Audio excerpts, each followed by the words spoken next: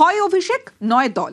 গতকাল বিস্ফোরক কল্যাণ বন্দ্যোপাধ্যায়, আর আজ সুর নরম অভিষেক বন্দ্যোপাধ্যায়ের। অভিষেক বন্দ্যোপাধ্যায় যখন কালীঘাটের বাড়িতে ফিরলেন, সাংবাদিকদের মুখোমুখি হয়ে সুর নরম অভিষেক বন্দ্যোপাধ্যায়ের। আর গতকালই আমরা কি দেখেছিলাম? অভিষেকের ঔদ্ধত্যে কল্যাণ বন্দ্যোপাধ্যায়ের হুঙ্কার। অভিষেকের বিরুদ্ধে বিস্ফোরক কল্যাণ বন্দ্যোপাধ্যায়, হয় অভিষেক নয় দল। মমতা বন্দ্যোপাধ্যায়কেও আলটিমেটাম তৃণমূল সাংসদের। অভিষেককে নিয়ে চললে মমতার দলে নেই অবস্থান স্পষ্ট করে দিয়েছিলেন শ্রীরামপুরের সাংসদ। অভিষেক বন্দ্যোপাধ্যায়কে তীব্র আক্রমণ করেছিলেন গতকাল কল্যাণ বন্দ্যোপাধ্যায়। এত অ্যারোগেন্সের কি আছে? সময় থেকে শিক্ষা পেল না? আমি তো ক্যামাক স্ট্রিটের এমপ্লয়ি নই। আজকে বুঝতে হবে যে ওর জন্য দলটা সর্বনাশ হয়েছে। সেটা যদি না বোঝে তাহলে আর কিছু করার নেই। ওর অ্যাটিটিউড, ওর অ্যারোগেন্স। আমি হচ্ছে পশ্চিমবাংলার নাম্বার 1 সৎ পলিটিশিয়ান, আমি বলে দিলাম। আর ওর জন্য আজকে আমাদের চোর চোর চোর চোর চোর চোর শুনতে হচ্ছে। Life is under threat. যেখানে যাচ্ছে সেখানে কেউ না কেউ ইয়ে করছে। পরশুদিনে এয়ারপোর্টে চোর চোর করে দৌড়ে এসছে। দিদি অভিষেককে নিয়ে চললো, অভিষেককে নিয়ে চলো, আমাকে দরকার নেই। আর অভিষেককে বাদ দিয়ে দিদি চলে যদি, আমি দিদির পাশে আছি। অভিষেক বন্দ্যোপাধ্যায় এয়ার কন্ডিশন ঘরে থাকার ছেলে। অভিষেক বন্দ্যোপাধ্যায় তো আর জানে না কত পরিশ্রম করতে কি করতে হয়। ও সবাইকে ধরে নিয়েছে ওরও ক্যামাক স্ট্রিটের এমপ্লয়ি। হবে না এসব, আমি পারবো না। আমিও সহ্য করতে করতে একটা সময়ের একটা ইয়ে এসে গেছি। 2022-এ আমি এই কথা বলেছি, আপনাদের সবাইকার কাছে সেই ভিডিও আছে। নতুন করে আমি কিছু বলছি না। আজকে এই বিপদের দিনে দাঁড়িয়ে আমি দিদির পাশে আছি। তাকে পর্যন্ত কিভাবে রেসপেক্ট করতে হয় সে জানে না। সে যদি না জানে আর তাকে জানতে হবে না। মমতা দিও বেছে নিক, কি করবে? অভিষেককে নিয়ে থাকবে না আমার মতো যারা অভিষেকের প্রতি যারা ক্ষুব্ধ তাদের নিয়ে থাকবে? This is hard decision to take.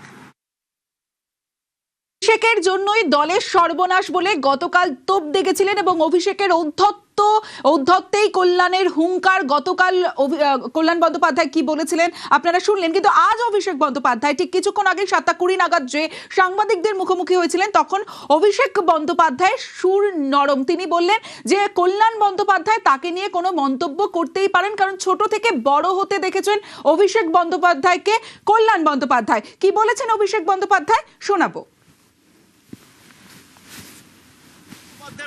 যে শীর্ষ নেতারা আমার বিরুদ্ধে কথা বলছে, দলে আলোচনা করার জায়গা রয়েছে। কল্যাণ বন্দ্যোপাধ্যায়ের অধিকার রয়েছে আমাকে নিয়ে কথা বলার। কল্যাণ বন্দ্যোপাধ্যায়ের অধিকার রয়েছে আমাকে নিয়ে 4টে কটু কথা বলার। কল্যাণ বন্দ্যোপাধ্যায় আমাকে ছোট থেকে মানুষ করেছে, আমি বড় হতে দেখেছি। আমি এই কথাগুলো নিয়ে খারাপ ভাবে নিই না। ওনার একটা ঘটনা হয়তো খারাপ লাগতে পারে, উনি বলেছেন। আমার কোনো ব্যক্তিগত ক্রোধ বা আমার কোনো ব্যক্তিগত ক্ষোভ কল্যাণ বন্দ্যোপাধ্যায়ের বিরুদ্ধে নেই। আমি তাকে আগেও সম্মান করতাম, আগামী দিনেও করব।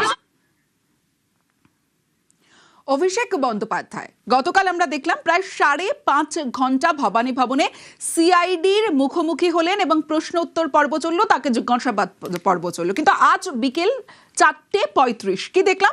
অভিষেক বন্দ্যোপাধ্যায়ের কালীঘাটের বাড়ি এবং সেই বাড়িতে সিআইডির টিম পৌঁছলো এবং সিআইডি টিম সেখান থেকে প্রায় 3 ঘন্টা অপেক্ষা করলেন সিআইডি টিম, কারণ সেই সময় অভিষেক বন্দ্যোপাধ্যায় বাড়িতে ছিলেন না। অভিষেক বন্দ্যোপাধ্যায়ের বাড়িতে সিআইডি সই জলের পর এবার ডিজে মন্তব্য, ভোট প্রচারে উস্কানির অভিযোগ এবং 12 এপ্রিল যে মন্তব্য অভিষেক বন্দ্যোপাধ্যায় করেছিলেন সেই মন্তব্য উস্কানির অভিযোগ, প্রচারে উস্কানির অভিযোগ। কালীঘাটে অভিষেকের বাড়িতে সিআইডি টিম পৌঁছন এবং সেখানে সিআইডি টিম যখন বাড়ির অন্যান্য সদস্য এবং তার সিকিউরিটিদের সঙ্গে কথা বলেন, তখন জানানো হয় অভিষেক বন্দ্যোপাধ্যায় বাড়িতে নেই এবং সিআইডি টিম সেই 4:35 থেকে 3 ঘন্টা অভিষেক বন্দ্যোপাধ্যায়ের বাড়ির সামনেই অপেক্ষা করলেন। কিন্তু 12 এপ্রিল অভিষেক বন্দ্যোপাধ্যায়ের মন্তব্য এবং সেই মন্তব্যে প্রচারে উস্কানির অভিযোগ। কালীঘাটে অভিষেক বন্দ্যোপাধ্যায়ের বাড়িতে সিআইডি টিম, কারণ আগেই এই মামলায় বিধাননগর সাইবার থানায় এফআইআর হয় এবং তারপরে সেই চার্জ নেয়। গতকাল এই মামলার তদন্তভার নেয় সিআইডি এবং আজ নোটিশ দিতে যান তদন্তকারীরা অভিষেক মমতা বন্দ্যোপাধ্যায়ের বাড়িতে। এবং যে সময় অর্থাৎ 4:35 সিআইডি টিম অভিষেক বন্দ্যোপাধ্যায়ের বাড়িতে পৌঁছন এবং মমতা বন্দ্যোপাধ্যায়ের বাড়িতে অভিষেক পৌঁছন 4টে। সেখানে বৈঠক করেন অভিষেক বন্দ্যোপাধ্যায়। যে সময় সিআইডি টিম অভিষেক বন্দ্যোপাধ্যায়ের বাড়িতে সিআইডি টিম পৌঁছয় সে সময় অভিষেক বন্দ্যোপাধ্যায় বাড়িতে ছিলেন না, কারণ মমতা বন্দ্যোপাধ্যায়ের বাড়িতে বৈঠক করছেন।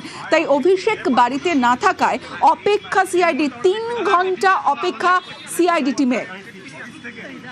আরে কি হলো?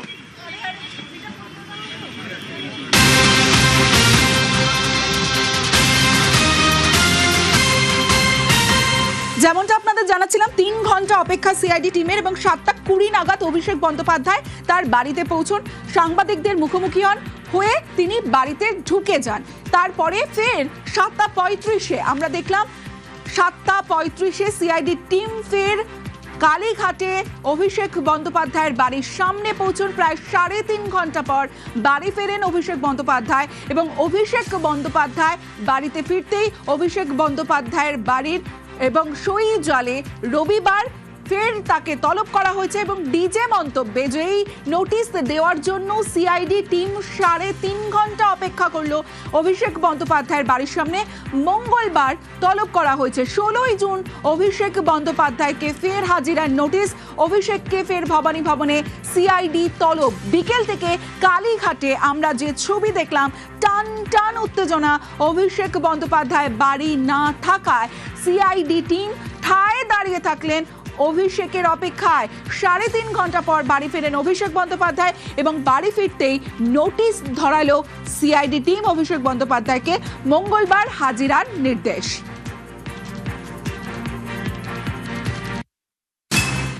আমার সামর্থ্য অনুযায়ী যেখানে যখন প্রয়োজন হয়েছে যে মামলায় ডাকুন। আর এখন সরকার পাল্টেছে, এরা বিভিন্ন ভাবে মামলায় আমাকে ট্যাগ করবে। যে মামলায় আজকে আমাকে নোটিশ দিতে এসছে, আমি বলেছি 4 তারিখের পর ডিজে বাজে। আমি প্রশ্ন করতে চাই যে আমি যদি সত্যি কোনো ভুল বলে থাকি, আমি এই স্টেটমেন্ট গুলো কবে করেছি? নির্বাচন চলাকালীন। নির্বাচন যখন চলছে, ল অ্যান্ড অর্ডার ইলেকশন কমিশনের আন্ডার, তাহলে তখন আমার বিরুদ্ধে এফআইআর হলো না কেন?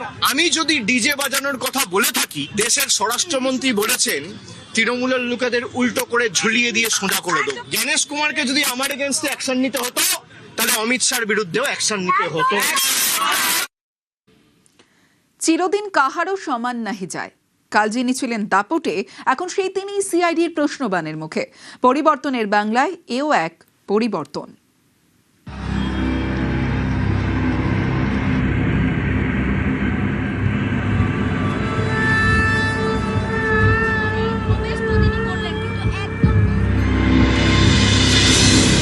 চিরদিন কাহারও সমান নাহি যায়, আজিকে যে রাজাধিরাজ, কাল সে ভিক্ষা চায়।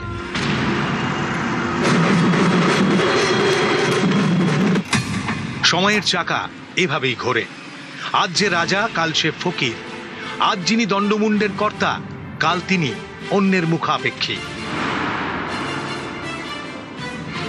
কথায় আছে, ক্ষমতা কখনো একা আসে না, অনেককে সঙ্গে নিয়ে আসে। ক্ষমতার সঙ্গে চেয়ার আসে, দাপট আসে, আসে পুলিশ প্রশাসন, আর আসে ছড়ি ঘোরানোর অধিকার। আবার ক্ষমতা যখন চলে যায়, তখনও সে একা যায় না, সবাইকে সঙ্গে করে নিয়ে যায়। দাপট, পুলিশ, ছড়ি ঘোরানোর অধিকার। ক্ষমতা চলে গেলে এই সবও চলে যায়। ক্ষমতা হারিয়ে সেনাপতি হয়ে যান চেয়ারহীন, দাপটহীন।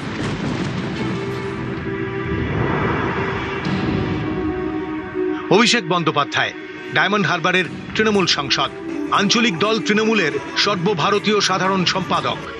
তবে এই সব কিছুকে ছাপিয়ে যায় তার অন্য পরিচয়, তৃণমূল কংগ্রেসের নাম্বার 2। অনেকেরই অভিযোগ, তৃণমূল জমানায় এই রাজ্যে প্যারালাল প্রশাসন চালাতেন তিনি। তার ইশারায় নাকি বদলে যেত রাজ্য পুলিশের বহু চেয়ার। তিনি খুশি তো সবাই খুশি।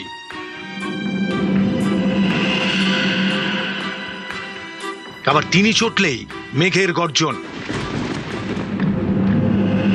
বৃহস্পতিবার সেই অভিষেককেই দেখা গেল ভবানী ভবনে, সিআইডির ডাকে হাজির হতে। সন্ধে 6টায় হাজির হতে বলা হয়েছিল তাঁকে।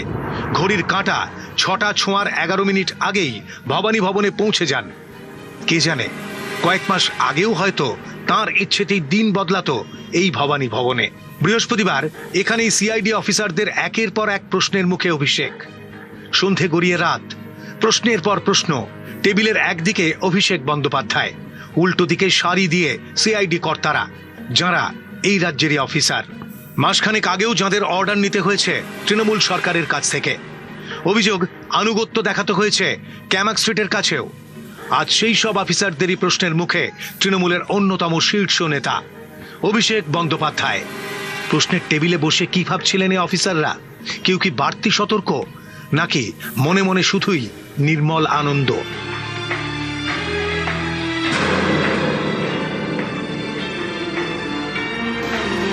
এককালে তিনি ছিলেন রাজ্যের ভিভিআইপি। তার কনভয় মানে গাড়ির পর গাড়ি,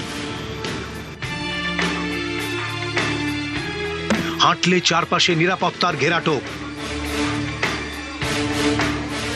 এসব এখন অতীত।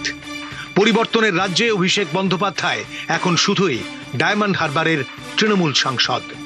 তাই আগের মতো আর বিশাল নিরাপত্তা নেই, কনভয়ে গাড়ির ভিড়ও নেই। এককালে ইডি সিবিআইকে আঙুল মুচিয়ে হুঙ্কার দিয়েছেন, ইডি সিবিআই লাগিয়ে তৃণমূল কংগ্রেসকে দুর্বল করা যাবে।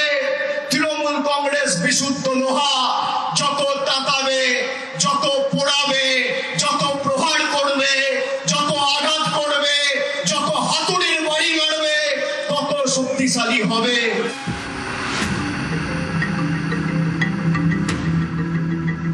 এখন যেন অন্য চেহারা। ভবানী ভবনে ঢুকলেন আর 5 জনের মতো সই করে, কোনো কথা নেই। সিআইডির জিজ্ঞাসাবাদের পর বেরোলেন অনেক রাতে। অভিষেকের মুখে তখনও কোনো কথা নেই।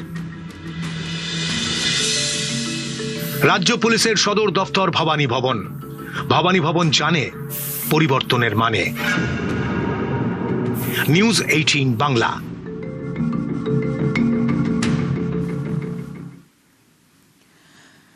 নন্দীগ্রামের একটা ছবি দেখাবো আপনাদের। ধৃত তৃণমূল নেতা আর তাকে ঘিরে উত্তেজনা। ধৃত তৃণমূল জেলা পরিষদের কর্মাধ্যক্ষকে ঘিরে বিক্ষোভ, আর বিক্ষোভের ছবিটা দেখাবো।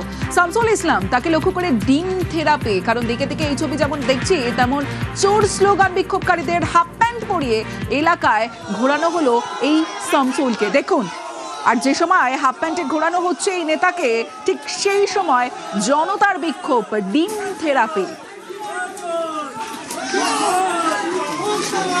নন্দীগ্রামের ছবি দেখছেন। ধৃত তৃণমূল নেতাকে ঘিরে উত্তেজনা, ডিম থেরাপি, এবং শুধু তাই নয়, হাফ প্যান্ট পরিয়ে এলাকায় ঘোরানো হয় শামসুলকে।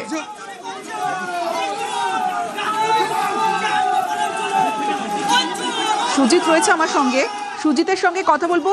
সুজিত, এই হাফ প্যান্ট পরিয়ে ঘোরানো পুলিশের এই যে ছবি আমরা বারবার দেখছি, বিভিন্ন জেলাতে ছবি দেখছি, এবং ডিম থেরাপি, জানতে চাইবো ঠিক কি কি অভিযোগ রয়েছে এই ধৃত তৃণমূল জেলা পরিষদের কর্মাধ্যক্ষের বিরুদ্ধে।